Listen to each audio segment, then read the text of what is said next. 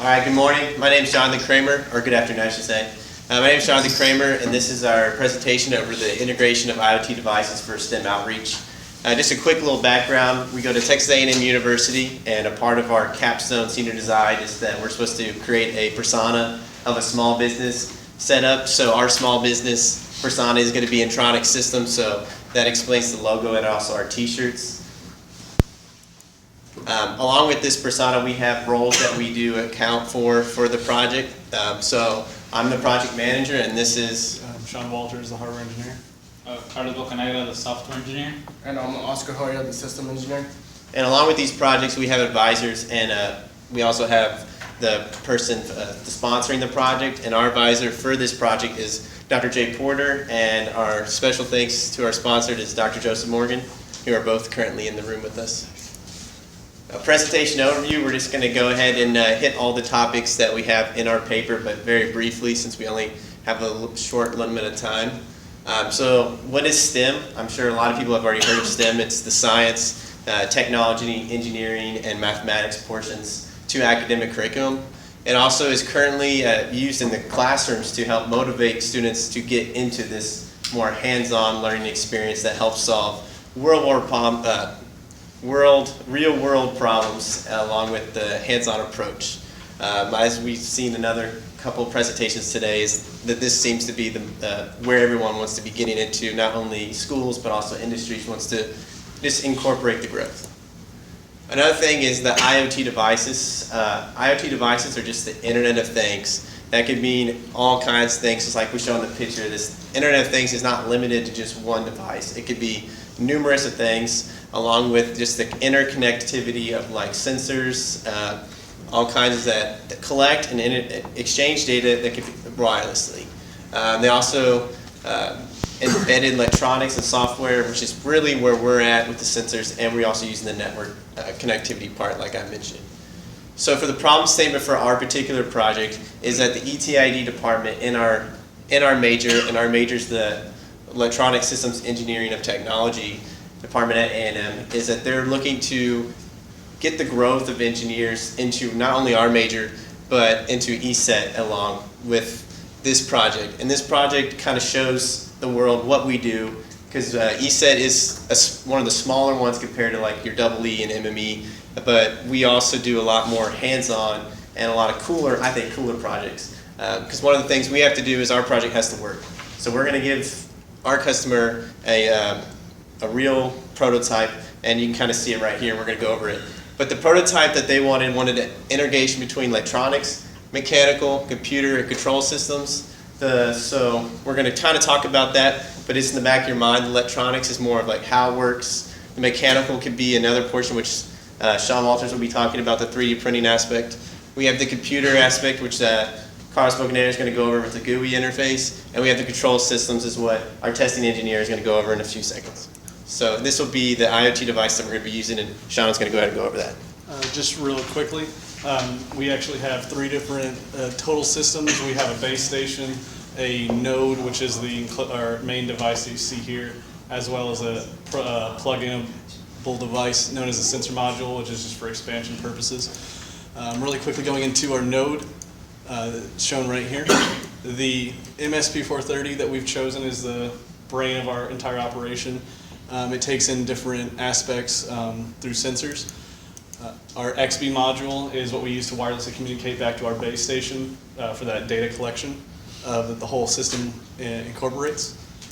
We have several different LEDs shown on our device just to show real-time applications of what's happening, such as if it's cold in the room, the LED is blue for the temperature sensor, which we have right here. We have a temperature sensor and 3S accelerometer on our device.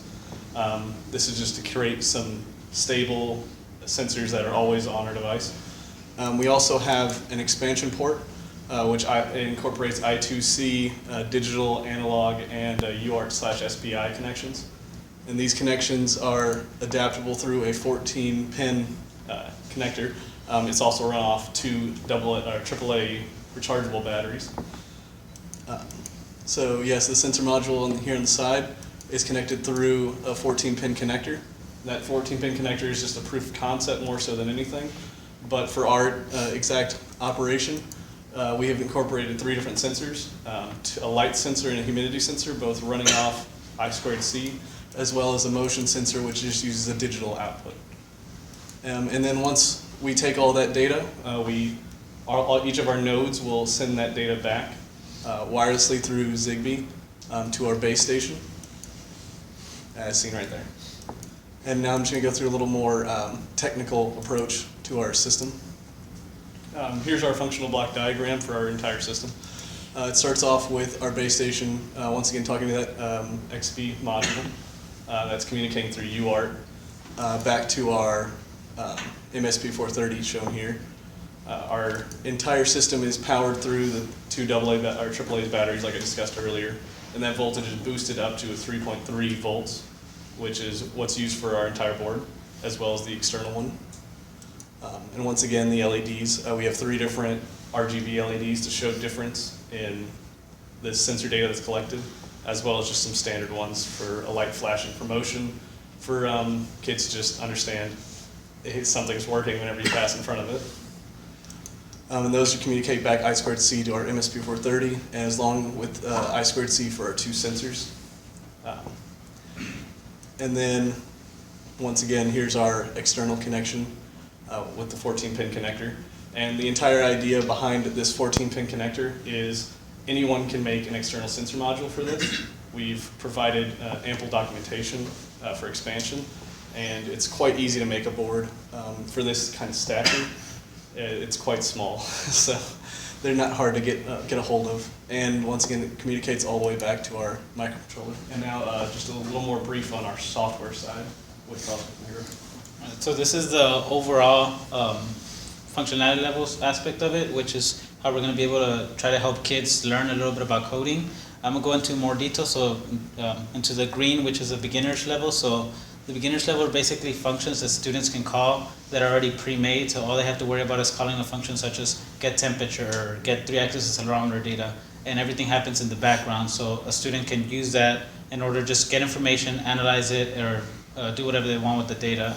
So in a classroom setting, young kids can do this to get information from wherever they have the node to their base station, analyze that data without without needing to know how to program extensively.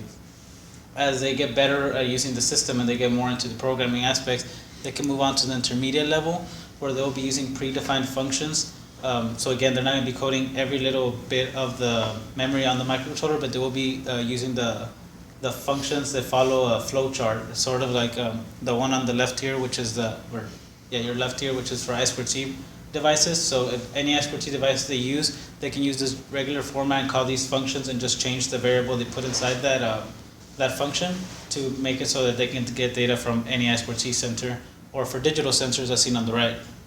Now once they get more advanced into the system, whether through years of training or if it's a college student getting this device and they want to program it, they can get into more of the advanced setup, which is where I actually code the microcontroller how a college student would code, or how we're coding it, which is the register level.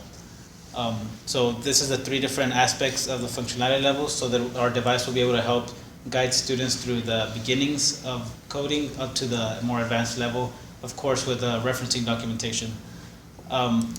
And then just kind of show a little graphic of how it's going to work. We're going to have a base station, which is going to be represented by the computer, and multiples of these nodes, as you can see here. So the base station will send a message broadcasting into all the nodes. Then the selected node that you're broadcasting to will, for in this case, the top one, will get that message and realize, hey, this message is for me, so now I have to transmit something back. So then in that case, that node will then transmit data back to the base station, where the student can get that information, do data analysis with it, do charts with it, or depending on whatever use they want to do with that data. And I'm going to pass it to Oscar Hoya. All right, so another thing that we were working on is to 3D print an enclosure. This was done on SolidWorks and printed. If y'all want, y'all can see this after the presentation is done. But that is the board inside that we constructed. Right now we're making another board that is sufficiently smaller than that and looks nicer. All right, so this is a small little preview of what students are going to be seeing if they're coding actual data on the advanced level. Right now we're using a TI product called Code Composer. Once this is done, it's going to go to a logic analyzer to see the data that we're actually collecting from our temperature sensor on the sensor module. Right here is the cellular. That's the data that we're getting. You can see that the packets are basically all the same because we're only receiving one type of data, which is the temperature sensor. From there, we can move on to our conclusion. So, with this product or products like this, we're planning on integrating different IoT devices to integrate it into STEM. This would lead into students having a better understanding by seeing the actual movement of the device and understanding what data that they're receiving on the graphical interface. The hands-on experience is the graphical interface where they can manipulate the data and to show different aspects of that. The scalable code, as Carlos said, is used for beginners all the way to nearly experts. This will increase the flow into our school by teaching kids if they do or do not want to be engineers, and as far as this aspect goes. And any questions or anything? Okay. Perfect timing, so. So, what age group are you guys targeting? It's like 4th grade to 12th grade mainly, to try to get them interested like when they're young so they can kind of grow up with the idea of maybe I should look into the field of engineering or the field of mathematics or whatever. So just a thought, I think that you have a lot of sensors and you're getting data, and I think what excites kids, in my opinion, is that when they see something move, so for example, if you put actuators, you take data from a temperature sensor and that turns a fan on, that they can see the correlation as opposed to just taking data and just doing nothing with it. And so, sorry. yeah, go on, yeah. That's why we have the expandable part for future capstone teams or future students from 12th grade can develop things like that and plug it into our device and see the actual, like you said, feedback from it by turning on the motor. Yeah. And right now, they use LED. So Right, the yeah. LED Sure, is right. on. Yeah. We didn't show it, but we also have a LabVIEW based graphical user interface. So like if the temperature raises, you'll see it on the temperature.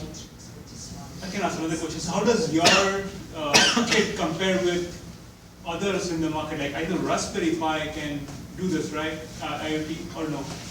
It can, but it doesn't have built-in sensors, and it's also unless you get the Right. Pi Zero, it's in the like $30 range or higher, depending on what you want. Plus, you still have to buy the sensors, you still have to hook it up, you still have to write the code for yourself, you still have to be able to get the SD card, install the OS on it, and do all that. So this is more of a ready right out the box kind of package. So to get this already, the board itself has 2 sensors, the external sensor module can add more to that, and they're relatively cheap to make, as well as we're providing the files for the 3D printed material. So if they don't have access to maybe buy it right off the bat, they have the code for it, the files for it, and they can print it out whenever they're able to.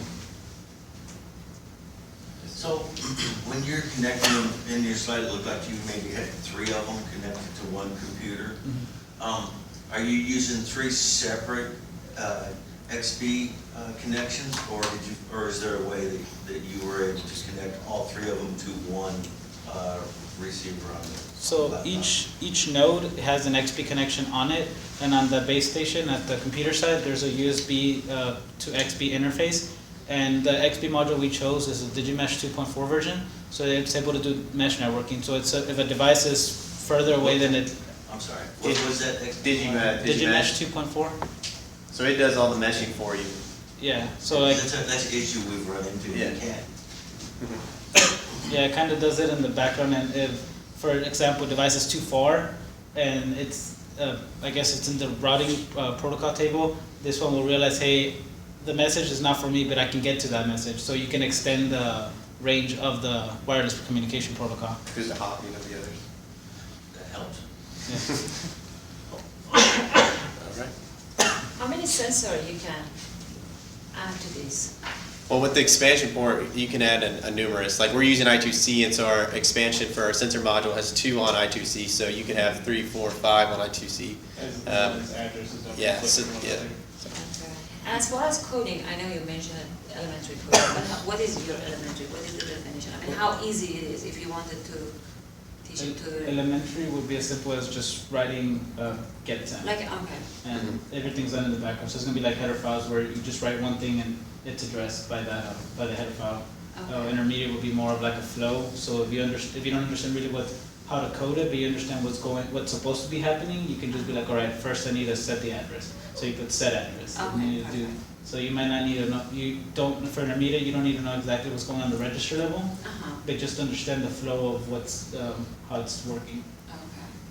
That's perfect, perfect. Beautiful. So let's thank our presenters.